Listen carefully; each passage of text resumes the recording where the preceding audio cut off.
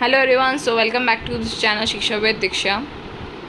अब हम इसमें इकोनॉमिक्स ऑफ इनोवेशन का चैप्टर 3 कवर कर रहे हैं। ठीक है, सो स्टार्ट करते हैं। Firm characteristics of innovation. So firm की कैरेक्टरिस्टिक्स और उसके इनोवेशंस कैसे होते हैं, क्या क्या ज़रूरत होती है इन सब चीज़ों में। सो इनोवेशंस जो होते हैं उससे कोर कैपेबिलिटीज़ जो है वो इंक्रीज़ हो पाती है, एंटरप्रेन्योरियल लीडरशिप इंक्रीज़ हो पाती है, अडेप्टेबिलिटी टू चेंज हम कर पाते हैं, R&D के इन्वेस्टमेंट्स बढ़ जाते हैं। ठीक है, कोलैबोरेटिव अप्रोच यहाँ पर होती है तो इनोवेशन अच्छा से हो पाता है। Corporate social responsibility and the sustainability achieve हो पाती है, क्योंकि हम जो भी इनोवेशंस करते हैं उसमें हम एक तरीके से एनवायरनमेंट की जो भी हम बोल सकते हैं नीड्स हैं उस सबको ध्यान रख करके करते हैं हम। ठीक है, फिर 7th हमारा आ जाता है कस्टमर ड्रिवन बिजनेस मॉडल, कि जो कस्टमर को सेटिस्फाई कर सके और हम उससे बेनिफिट उठा सके, उस तरीके का हम बिज़नेस मॉडल जो है वो बना पाते हैं इनोवेशन की से। ठीक है, एफिशिएंसी एंड प्रोडक्टिविटी इंक्रीज़ हो पाती है, मार्केट एक्सपेंशन हो जाता है एंड रिस्क मैनेजमेंट हो जाता है। मुझे लगता है ये आप अपने आप भी बना सकते हैं कि क्या फर्म के कैरेक्टरिस्टिक्स होंगे कि इनोवेशन अच्छे से बन सके, और क्या इनोवेशन के साथ फर्म के कैरेक्टरिस्टिक्स डेवलप हो जाते हैं। इन दोनों में ही आपने जो अगर कुछ भी ऐसे क्वेश्चन आते हैं तो आप उसमें आपने ये सब चीज़ें लिख करके आनी है। ठीक है, बहुत ईजी है, बहुत जेनरिक है, आप लिख सकते हैं।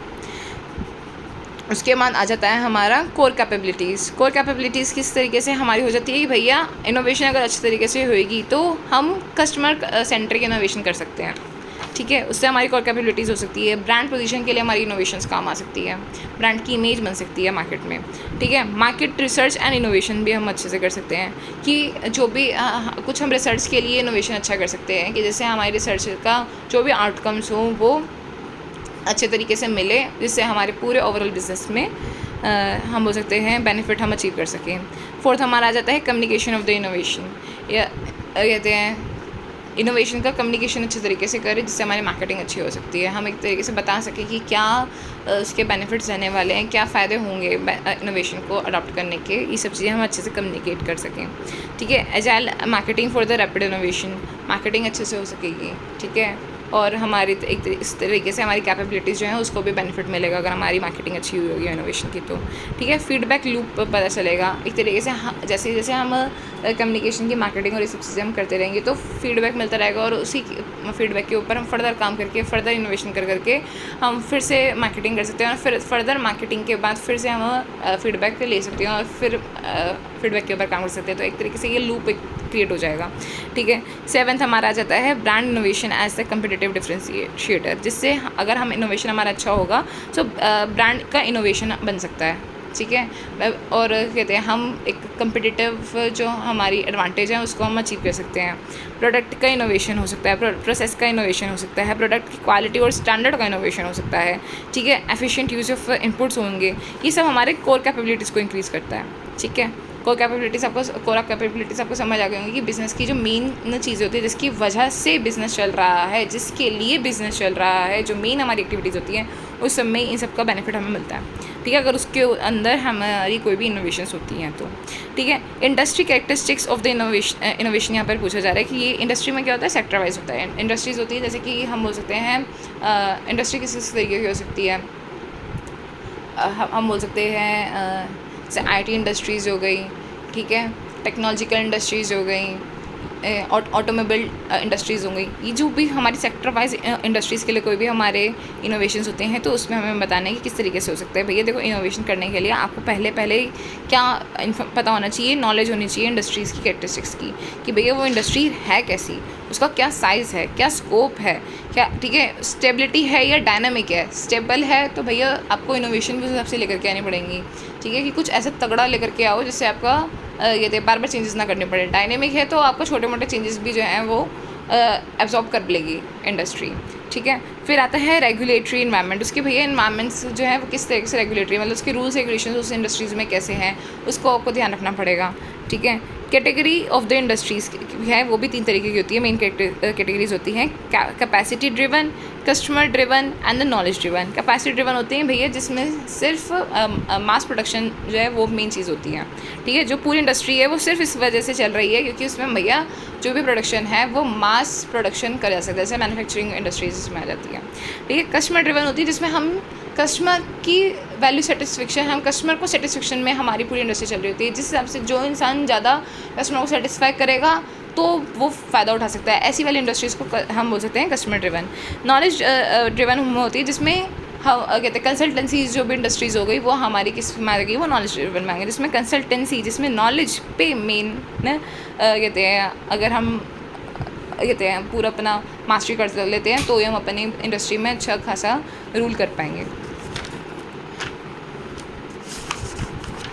ठीक है, इसके बाद हमारा आता है कि ये मतलब ये जो था हमारा, ये प्लानिंग में चल रहा था, उसमें मैंने आपको कैटेगरी ऑफ द इंडस्ट्री को फर्दर एक्सप्लेन किया था, कैटेगरी ऑफ द इंडस्ट्रीज़ क्या होती हैं।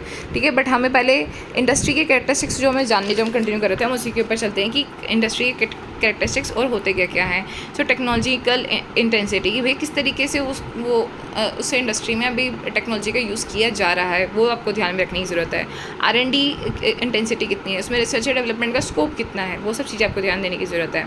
स्कोप फॉर द ग्लोबलाइजेशन, कि भैया उसको ग्लोबलाइजेशन आगे हो सकता है, नहीं हो सकता है, ये ऑलरेडी ग्लोबलाइजेशन हो चुका है, वो सब चीज़ें की ध्यान देने की ज़रूरत होती है आपको। ठीक है, स्कोप ये consumer behaviour and expectations, consumer की एक्सपेक्टेशंस क्या हैं, जो आप इनोवेशन करना चाह रहे हो, क्या वो कंज्यूमर पसंद करेंगे भी, क्या उनको एक्चुअल में उसकी ज़रूरत है भी, वो सब चीज़ें आपको यहाँ पे ध्यान रखनी पड़ेंगी। सप्लाई चेन कॉम्प्लेक्सिटी, की सप्लाई चेन जो भी आप इनोवेशन लेकर के आ रहे हो, उसके लिए रॉ मटेरियल्स, उसके लिए सब चीज़ें जो हैं वो इंडस्ट्री को कैसे फुलफिल करेंगी, कैसे उसको सपोर्ट करेंगी, वो सब चीज़ें इसमें ध्यान देने की ज़रूरत है।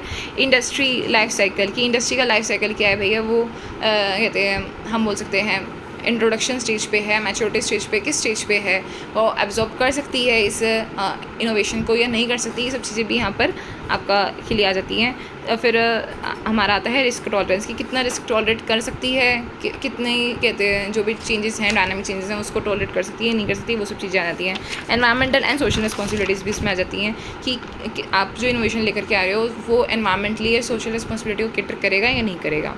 ठीक है, इसके बाद हमारा आ जाता है impact of the firms characteristics and the industry features innovation, कि किस तरीके से जो भी कैरेक्टरिस्टिक्स होते हैं फर्म के और इंडस्ट्री के फीचर्स होते हैं वो इनोवेशन के लिए किस तरीके से इम्पैक्ट करते हैं। सो यहाँ पर हमारे आ जाते हैं रिलेशनशिप्स में, और उसको मैंने एक तरीके से समझाया हुआ है कि अगर स्ट्रैटेजिक अलाइनमेंट आपने देखनी है, कि स्ट्रैटेजिक अलाइनमेंट के बेसिस पे कोई इनोवेशन आपको करना है, तो आपको क्या देखना पड़ेगा कि भैया फर्म के कैरेक्टरिस्टिक्स कैसे होने चाहिए, अडेप्टेबिलिटी होने चाहिए, R&D की इन्वेस्टमेंट्स उसमें होनी चाहिए, इंडस्ट्री कैसी होनी चाहिए कि भैया उसका साइज़ अच्छा होना चाहिए, ठीक है, कम्पिटिटिवनेस होनी चाहिए, मतलब वहाँ पे कंपटीशन होगा तो इन्वेशन करने का फ़ायदा है ना, अगर कंपटीशन है नहीं तो इन्वेशन करने का फ़ायदा क्या है। ठीक है, और टेक्नोलॉजिकल की उसकी लिंकेज कितनी है, इंटेंसिटी कितनी है, वो सब चीज़ें यहाँ पर आपकी तभी स्ट्रैटेजिक अलाइनमेंट में हो सकती है। मार्केट रिस्पॉन्सिवनेस में आ जाता है कि मार्केट आपकी जो रिस्पॉन्सिवनेस के बेसिस में अगर आप देखना चाह रहे हो कि आपको इनोवेशंस देखने हैं कि मार्केट किस तरीके से रिएक्ट करेगी, तो उससे पहले आपको देखना पड़ेगा कि फर्म जो है वो किस तरीके कैसी है, कि वो कस्टमर सेंट्रिक है या कहते हैं वो रिस्क टॉलरेंट कर पाएगी नहीं कर पाएगी, ये सब चीज़ें आपको देखनी पड़ेगी इनोवेशन से पहले। ठीक है, और इंडस्ट्री फीचर के लिए आपको क्या देखना पड़ेगा कि कंज्यूमर बिहेवियर कैसा है, ग्लोबलाइजेशन अचीव कर सकते हैं, अचीव्ड है या नहीं है, या फर्दर आप फ्यूचर में ग्लोबलाइजेशन के लिए जा सकते हैं नहीं जा सकते हैं, ये आपको मार्केट की पूरी स्ट्रक्चर देखना पड़ेगा, मार्केट में कुछ चेंजेस लेकर के आ रहे हैं तो। ठीक है, कोलैबोरेशन इकोसिस्टम में अगर आपने पूरे चेंजेस लेकर के आना है तो आपने देखना है कि भैया फर्म किस तरीके से रिएक्ट करने वाली है, उसका कल्चर कैसा है, कोलैबोरेटिव है, क्रॉस फंक्शनल टीम वर्क है या नहीं है, वो सब चीज़ें इसमें आ जाती हैं।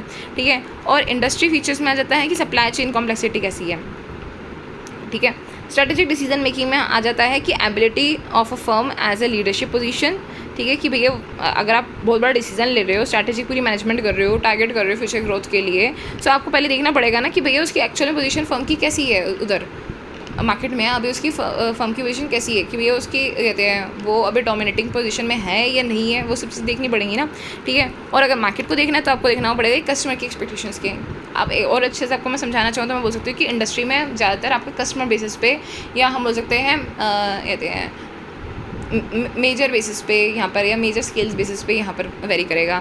फर्म में यहाँ पे इंडिविजुअल लेवल पे आपकी बातें आ जाती हैं, कुछ भी अगर आपको इनोवेशन के लिए देखना है कि क्या किस तरीके से it is going to be react by the firm, so उसमें आपका इंडिविजुअल लेवल पे इंडिविजुअल बिहेवियर जो है वो आ जाता है। ठीक है, सो इसी के साथ हमारा चैप्टर 3 भी ख़त्म होता है। So thank you so much, keep learning, keep supporting.